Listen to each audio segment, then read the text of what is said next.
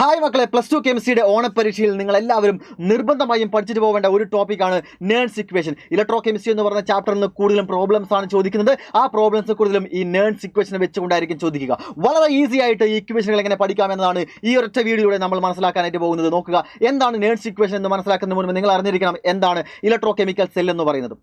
Chemical എനർജിയെ electrical എനർജിയാക്കി മാറ്റുന്ന ഒരു device ആണ് എന്ത് ഇലക്ട്രോ കെമിക്കൽ സെൽ എന്ന് പറയുന്നത്. അവിടെ നമ്മൾ എടുക്കുന്ന രണ്ട് ഇലക്ട്രോലൈറ്റുകളുണ്ട്, അതിൽ അതത് മെറ്റലുകൾ ഡിപ്പ് ചെയ്ത് വെക്കുന്നു. അങ്ങനെ നമ്മൾ സാൾട്ട് ബ്രിഡ്ജ് മറ്റു കാര്യം ഈ അറേഞ്ച്മെന്റ് നിങ്ങൾക്ക് അറിയാം, അതിലൂടെ ഞാൻ കടക്കുന്നില്ല. ഇവിടെ നമുക്ക് കിട്ടുന്ന ഈ ഒരു പൊട്ടൻഷ്യൽ എന്ന് പറയുന്നത് ഈ ഇലക്ട്രോഡിൻ്റെയും പൊട്ടൻഷ്യൽ എന്ന് പറയുന്നത് സ്റ്റാൻഡേർഡ് ഇലക്ട്രോഡ് പൊട്ടൻഷ്യൽ ആവണമെന്നുണ്ടെങ്കിൽ ഇവിടുത്തെ ടെമ്പറേച്ചർ എന്ന് പറയുന്നത് 298 കെൽവിനും ഇവിടുത്തെ പ്രഷർ എന്ന് പറയുന്നത് 1 atm പ്രഷറും ഇവിടുത്തെ ഇലക്ട്രോലൈറ്റിൻ്റെ കോൺസെൻട്രേഷൻ 1 മോളാർ കോൺസെൻട്രേഷനും ആയിരിക്കണം. ഇലക്ട്രോലൈറ്റിൻ്റെ കോൺസെൻട്രേഷൻ എത്രയാണ്? 1 മോളാർ കോൺസെൻട്രേഷൻ ആണ്. അങ്ങനെയാണെന്നുണ്ടെങ്കിൽ കോപ്പർ സൾഫേറ്റ് 1 മോളാർ ആണ്, അതിൽ കോപ്പർ ഡിപ്പ് ചെയ്ത് വെച്ചിരിക്കുന്നു എങ്കിൽ ഇവിടെ ഈ ഇലക്ട്രോഡിൻ്റെ പൊട്ടൻഷ്യലാണ് നമ്മൾ standard reduction potential of copper എന്ന് പറയുന്നത്. അതിൻ്റെ വാല്യൂ +0.34 ആണ്. ഓക്കെ, അതുപോലെ തന്നെ സിങ്ക് എടുക്കുകയാണെങ്കിൽ ഇതേ ഒരു സ്റ്റാൻഡേർഡ് കണ്ടീഷനിലാണെങ്കിൽ സിങ്കിൻ്റെ ഇലക്ട്രോഡ് പൊട്ടൻഷ്യൽ എന്ന് പറയുന്നത് -0.76 വോൾട്ടേജ് ആണ്. ഓക്കെ, ഈ പൊട്ടൻഷ്യലുകളുടെ ഡിഫറൻസ് ആണ് നമുക്ക് സെൽ പൊട്ടൻഷ്യൽ ആയിട്ട് കിട്ടുന്നത്. ഈ കാഥോഡ് മൈനസ് ഈ ആനോഡ് ചെയ്താൽ നമുക്ക് 1.1 എന്ന് പറയുന്ന ഈ ഡാനിയൽ സെല്ലിൻ്റെ സെൽ പൊട്ടൻഷ്യൽ കിട്ടും. ഇപ്പോൾ തന്നെ നിങ്ങൾക്ക് ഒരുപാട് കാര്യങ്ങൾ മനസ്സിലായിട്ടുണ്ടായിരിക്കും. ഓക്കെ, ഇനി നമ്മൾ മനസ്സിലാക്കാൻ പോകുന്നത് നേൺസ് ഇക്വേഷൻ ആണ്. എന്താണ് നേൺസ് ഇക്വേഷൻ? ഇവിടെ എടുത്തിരിക്കുന്ന ഇലക്ട്രോലൈറ്റിന്റെ കോൺസെൻട്രേഷൻ മാറുന്നതിനനുസരിച്ച് ഈ ഇലക്ട്രോഡിന്റെ പൊട്ടൻഷ്യൽ മാറിക്കൊണ്ടിരിക്കും. ഓക്കെ, ഈ ഇവിടെ എടുക്കുന്ന ഇലക്ട്രോലൈറ്റിന്റെ കോൺസെൻട്രേഷൻ മാറുന്നതിനനുസരിച്ച് ഇവിടെയുള്ള ഇലക്ട്രോഡിന്റെ പൊട്ടൻഷ്യൽ എങ്ങനെ മാറുന്നു എന്ന് നമുക്ക് മനസ്സിലാക്കി തരുന്ന ഇക്വേഷൻ ആണ് നേൺസ് ഇക്വേഷൻ. എന്താണ് നേൺസ് equation? Give the relationship between the electrode potential of the given electrode and the concentration of the electrolyte. അപ്പോൾ നിങ്ങളുടെ നേൺസ് ഇക്വേഷൻ എന്താണെന്ന് ചോദിച്ചാൽ ഇത് മാത്രം എഴുതുക. ഓരോ ടേമും എന്താണെന്ന് നിർബന്ധമായും പറഞ്ഞു കൊടുക്കണം. ഓക്കെ, അത് 1 മാർക്കിനോ 2 മാർക്കിനോ ചോദിക്കാവുന്ന ഒരു ചോദ്യമാണ്. നേൺസ് ഇക്വേഷൻ എന്താണെന്ന് ചോദിച്ചാൽ അത് എഴുതി കൊടുക്കുക. അപ്പോൾ നേൺസ് ഇക്വേഷൻ ഇപ്പോൾ തന്നെ നമ്മൾ മനസ്സിലാക്കി വെക്കുന്നു. പ്രോബ്ലം ചെയ്യാൻ നമ്മൾ ഈ ഇക്വേഷൻ ഒന്നല്ല ഉപയോഗിക്കുക, വളരെ സിംപ്ലിഫൈ ചെയ്ത മറ്റൊരു ഇക്വേഷൻ ഉണ്ട്. അത് ഞാൻ പറഞ്ഞു തരാം. ഏതൊക്കെ ഇക്വേഷൻസ് ആണ് പഠിക്കേണ്ടത്, ഏതൊക്കെ പ്രോബ്ലംസിൽ ഏതൊക്കെ ഇക്വേഷൻ ഇട്ട് കൊടുക്കണം എന്നീ മുഴുവൻ കാര്യങ്ങളെല്ലാം ഈ വീഡിയോയുടെ ഞാൻ നിങ്ങൾക്ക് പറഞ്ഞുതരാം. ഓക്കെ, അപ്പോൾ നേൺസ് ഇക്വേഷൻ നിങ്ങൾ മനസ്സിലാക്കുക. നേൺസ് ഇക്വേഷൻ എന്ന് പറഞ്ഞാൽ ഈ electrode potential is equal to standard electrode potential minus ഈ നോട്ട് എന്ന് പറഞ്ഞാൽ സ്റ്റാൻഡേർഡ് ആണ് ഉദ്ദേശിക്കുന്നത് കേട്ടോ. RT/NF natural log concentration of M divided by concentration of Mn plus. ഇതിൽ E എന്ന് പറഞ്ഞാൽ ഇലക്ട്രോഡ് പൊട്ടൻഷ്യൽ, ഈ നോട്ട് എന്ന് പറഞ്ഞാൽ സ്റ്റാൻഡേർഡ് ഇലക്ട്രോഡ് പൊട്ടൻഷ്യൽ, R എന്ന് പറഞ്ഞാൽ യൂണിവേഴ്സൽ ഗ്യാസ് കോൺസ്റ്റന്റ് വാല്യൂ അവിടെ കൊടുത്തിട്ടുണ്ട് നമുക്കറിയാം. T എന്ന് പറഞ്ഞാൽ ടെമ്പറേച്ചർ 298 കെൽവിൻ. N എന്ന് പറഞ്ഞാൽ number of electrons participated chemical റിയാക്ഷനിൽ പങ്കെടുക്കുന്ന ഇലക്ട്രോണുകളുടെ എണ്ണമാണ്. ഇവിടുത്തെ ഡാനിയൽ സെല്ലിൽ സിങ്ക് 2 ഇലക്ട്രോണിനെ വിട്ടുകൊടുക്കുന്നു, Cu2+ 2 ഇലക്ട്രോണിനെ വാങ്ങുന്നു. അപ്പോൾ വിട്ടുകൊടുക്കുന്നത് വാങ്ങുന്നതുമായിട്ടുള്ള ഇലക്ട്രോണുകളുടെ എണ്ണം എത്രയാണ്? 2 ആണ്. അതുകൊണ്ട് തന്നെ ഇവിടെ N = 2 ആണ്. ഈ ഒരു എക്സാമ്പിളിൽ N = 2 ആണ്. F എന്ന് പറഞ്ഞാൽ ഫാരഡേസ് കോൺസ്റ്റന്റ് ആണ്, 96500 കുളമ്പ് ആണ്. Then natural log concentration of M എന്ന് പറഞ്ഞാൽ മെറ്റലിന്റെ കോൺസെൻട്രേഷൻ എന്നാണ് പറയുന്നത്.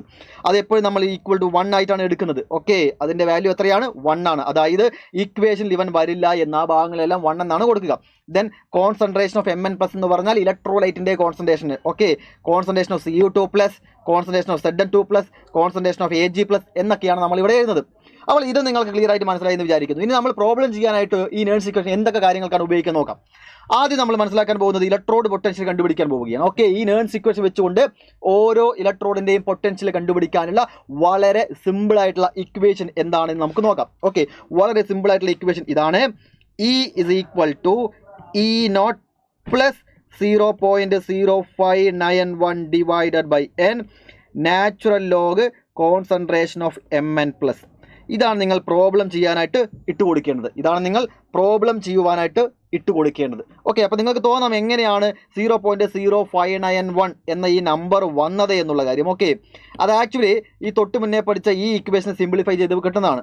അത് വേണമെങ്കിൽ നിങ്ങൾക്കൊന്ന് എഴുതി തരാം.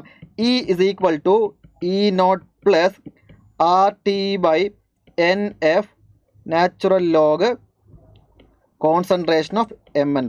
ഓക്കെ, 0.0591 എന്ന് വരികയാണെങ്കിൽ നാച്ചുറൽ ലോഗ് ആയിരിക്കില്ല, ലോഗ് ആയിരിക്കും. ഈ 0.0591 എങ്ങനെ വന്നു എന്നറിയാവോ? ആറിൻ്റെ വാല്യൂവും Tൻ്റെ വാല്യൂവും ഡിവൈഡഡ് ബൈ F ഉണ്ടല്ലോ, Fൻ്റെ വാല്യൂ സബ്സ്റ്റിറ്റ്യൂട്ട് ചെയ്യുന്നു. അതിനോടൊപ്പം നാച്ചുറൽ ലോഗിനെ ലോഗ് ആക്കണം. നാച്ചുറൽ ലോഗിനെ ലോഗ് ആക്കണമെങ്കിൽ 2.303 കൊണ്ട് മൾട്ടിപ്ലൈ ചെയ്യണം. അപ്പോൾ ടോട്ടലായിട്ട് പറഞ്ഞാൽ R × T × 2.303 ഡിവൈഡഡ് ബൈ 96500 ചെയ്യുമ്പോഴാണ് നമുക്ക് എന്ത് കിട്ടുന്നത് 0.0591 ഡിവൈഡർ ഈ നമ്പർ കിട്ടുന്നത്. Okay ready. അപ്പോൾ ഈ ഒരു ഇക്വേഷൻ വെച്ചുകൊണ്ടാണ് നമ്മൾ പ്രോബ്ലം ചെയ്യേണ്ടത്. ഇലക്ട്രോഡ് പൊട്ടൻഷ്യൽ കണ്ടുപിടിക്കാൻ പറഞ്ഞാൽ ഇത് മാത്രം എഴുതി കൊടുത്താൽ മതി. കോപ്പറിൻ്റെ ഇലക്ട്രോഡ് പൊട്ടൻഷ്യൽ കണ്ടുപിടിക്കാൻ പറഞ്ഞാൽ ഇവിടെ Cu2+ എന്ന് വരും. സിങ്കിൻ്റെ ആണെങ്കിൽ ഇവിടെ Zn2+ എന്ന് വരും. അത്രയേ ഉള്ളൂ. N എന്ന് പറഞ്ഞാൽ അവിടെ 2 ആണ് വരിക. ഇലക്ട്രോൺ എത്ര വിട്ടുകൊടുത്ത് എത്ര വാങ്ങിച്ചു എന്നുള്ളത്. ഓക്കെ, അപ്പോൾ ഇലക്ട്രോഡ് പൊട്ടൻഷ്യൽ കണ്ടുപിടിക്കാനുള്ള എക്സ്പ്രഷൻ നിങ്ങൾക്ക് മനസ്സിലായി എന്ന് വിചാരിക്കുന്നു. ഇത് വെച്ചുകൊണ്ടാണ് സെൽ പൊട്ടൻഷ്യൽ നമ്മൾ കണ്ടുപിടിക്കാൻ പോകുന്നത്. നേൺസ് ഇക്വേഷൻ ഉപയോഗിച്ചുകൊണ്ട് സെൽ പൊട്ടൻഷ്യൽ കണ്ടുപിടിക്കുന്നത് എങ്ങനെയാണ്, ആ ഇക്വേഷൻ എങ്ങനെയാണെന്ന് നോക്കാം. അവിടെയും നമുക്ക് 2 ഇക്വേഷൻ പഠിക്കാം. Okay, E = E0 cell plus 0.0591 divided by N log. ഇവിടെ നിങ്ങൾ പ്ലസ് എന്ന് ഇട്ട് കൊടുക്കുകയാണ് എന്നുണ്ടെങ്കിൽ log of concentration of Cu2+ divided by concentration of Zn2+. ഇവിടെ ഞാൻ എടുത്തിരിക്കുന്ന ഡാനിയൽ സെല്ലിൻ്റെ സെൽ പൊട്ടൻഷ്യലാണ് കണ്ടുപിടിച്ചത്. അതിനുള്ള ഇക്വേഷനാണ് എഴുതിയിരിക്കുന്നത്. ഇവിടെ പ്ലസ് എന്ന് നിങ്ങൾ കൊടുക്കാം. പ്രോബ്ലം ചെയ്യുമ്പോൾ ഈ ഇക്വേഷനിൽ നിങ്ങൾ പ്ലസ് എന്നാണ് കൊടുക്കുന്നതെങ്കിൽ കോൺസെൻട്രേഷൻ ഓഫ് Cu2+ മുകളിൽ എഴുതിയിട്ട് Zn2+, അതായത് കാഥോഡിക് പാർട്ട് മുകളിൽ എഴുതിയിട്ട് ആനോഡിക് പാർട്ട് താഴത്ത് എഴുതുക. ഇതേ ഇക്വേഷൻ നിങ്ങൾക്ക് വേറെ രീതിക്കും ചെയ്യാം. അതായത് E = E0 cell minus 0.0591 divided by N log. നിങ്ങളിവിടെ മൈനസ് എന്നാണ് ഇട്ട് കൊടുക്കുന്നതെങ്കിൽ ലോഗിനകത്തുള്ള ആ സംഭവം നേരെ തലതെറിച്ച പോലെയാവും. അത്രയേ ഉള്ളൂ. ഇവിടെ ലോഗ് ഓഫ് A/B ആണ് എന്നുണ്ടെങ്കിൽ ഇവിടെ B/A ആവും. ഓക്കെ, അത് ശ്രദ്ധിച്ചാൽ മാത്രം മതി. മൈനസ് ആണ് ഇട്ട് കൊടുക്കുന്നതെങ്കിൽ ആനോഡിക് പാർട്ടാണ് ആദ്യം വരിക. അതായത് Zn2+ ഡിവൈഡഡ് ബൈ Cu2+ എന്നാകും. ഓക്കെ, അങ്ങനെയാണ് എഴുതേണ്ടത്. അപ്പോൾ പ്ലസ് ഇട്ടുകൊണ്ടും നിങ്ങൾക്ക് എഴുതാം, മൈനസ് ഇട്ടുകൊണ്ടും നിങ്ങൾക്ക് എഴുതാം. പലരും ചോദിച്ചിട്ടുണ്ട്, സാർ പ്ലസ് ആണോ മൈനസ് ആണോ ഇട്ട് കൊടുക്കേണ്ടത് എന്ന്. ഇതേടെ മക്കളെ, നിങ്ങൾക്ക് പ്രോബ്ലം ചെയ്യാൻ സെൽ പൊട്ടൻഷ്യൽ കണ്ടുപിടിക്കാൻ നേൺസ് ഇക്വേഷൻ ഉപയോഗിച്ചുകൊണ്ട് സെൽ പൊട്ടൻഷ്യൽ കണ്ടുപിടിക്കേണ്ട ഒരു ചോദ്യം വരികയാണ് എന്നുണ്ടെങ്കിൽ ഇതിൽ ഏത് ഇക്വേഷൻ വേണമെങ്കിലും നിങ്ങൾക്ക് ഇട്ട് കൊടുക്കാം. പ്ലസ് വന്നാൽ ഇത് ശ്രദ്ധിക്കുക, മൈനസ് വന്നാൽ ഇങ്ങനെയാണ് എന്ന് ശ്രദ്ധിക്കുക. ക്ലിയർ? ഇതിൻ്റെയൊക്കെ പ്രോബ്ലംസ് നിങ്ങൾക്ക് ചെയ്യണമെന്നുണ്ടെങ്കിൽ തീർച്ചയായും 23-ാം തീയതി വൈകുന്നേരം കൃത്യം 7 മണിക്കുള്ള സൂപ്പർ 60 വരിക. മുഴുവൻ പ്രോബ്ലംസ്, മുഴുവൻ ന്യൂമറിക്കൽസും നമ്മൾ അതിൽ ഡിസ്കസ് ചെയ്യുന്നതായിരിക്കും. ഓക്കെ, ഇനി അടുത്തത് ഇക്വിലിബ്രിയം കോൺസ്റ്റന്റ് കണ്ടുപിടിക്കാനാണ്. നേൺസ് ഇക്വേഷൻ വെച്ചുകൊണ്ട് ഇക്വിലിബ്രിയം കോൺസ്റ്റന്റ് Kc കണ്ടുപിടിക്കാനുള്ള ഇക്വേഷനാണ്. വളരെ ഈസിയാണ്. E0 cell = 0.0591 divided by N log Kc. ഇതാണ് Kc കണ്ടുപിടിക്കേണ്ട ഇക്വേഷൻ വരിക. E0 സെൽ എന്ന് പറഞ്ഞാൽ സ്റ്റാൻഡേർഡ് സെൽ പൊട്ടൻഷ്യൽ, N എന്ന് പറഞ്ഞാൽ നമ്പർ ഓഫ് ഇലക്ട്രോൺസ് ആണ്, ദെൻ Kc എന്ന് പറഞ്ഞാൽ ഇക്വിലിബ്രിയം കോൺസ്റ്റന്റ് ആണ്. ഓക്കെ, ഇക്വിലിബ്രിയം കോൺസ്റ്റന്റ് കണ്ടുപിടിക്കേണ്ട ഒരു ചോദ്യം അല്ലെങ്കിൽ ഇക്വിലിബ്രിയം കോൺസ്റ്റന്റ് തന്നുകൊണ്ട് ചെയ്യേണ്ട പ്രോബ്ലംസ് ഒക്കെ ആണെങ്കിൽ ഈ ഇക്വേഷനാണ് ഇട്ട് കൊടുക്കേണ്ടത്. നേൺസ് ഇക്വേഷനിൽ നിന്നും ഡിറൈവ് ചെയ്തെടുക്കുന്ന ഒരു ഇക്വേഷനാണ് ഇത്. ഓക്കെ, ഇനി അടുത്ത് നമ്മൾ പറയുന്നത് ഗിബ്സ് എനർജി കണ്ടുപിടിക്കാനുള്ള ഇക്വേഷനാണ്. ഓക്കെ, അതായത് ഇലക്ട്രോ കെമിക്കൽ സെല്ലിൻ്റെ ഗിബ്സ് എനർജി കണ്ടുപിടിക്കാനുള്ള ഇക്വേഷൻ നോക്കുക. ഡെൽറ്റ G = -NF സെല്ലാണ്. -NF സെല്ലാണ്. ഓക്കെ, ഈ സെൽ എന്ന് പറഞ്ഞാൽ സെൽ പൊട്ടൻഷ്യൽ, ഇത് ഗിബ്സ് എനർജി. നിങ്ങൾക്ക് സ്റ്റാൻഡേർഡ് ഗിബ്സ് എനർജിയാണ് കണ്ടുപിടിക്കേണ്ടതെങ്കിൽ, അത് ഡെൽറ്റ G0 ആണ് കണ്ടുപിടിക്കുന്നതെങ്കിൽ -NF സെല്ലാണ് ചെയ്യേണ്ടത്.